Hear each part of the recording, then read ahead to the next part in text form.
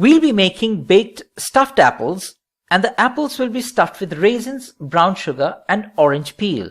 You will need 4 medium red apples. You will also need oranges for their peel. Peel off and grate the peel to get 2 tablespoons of grated orange peel. 1 cup of light brown sugar.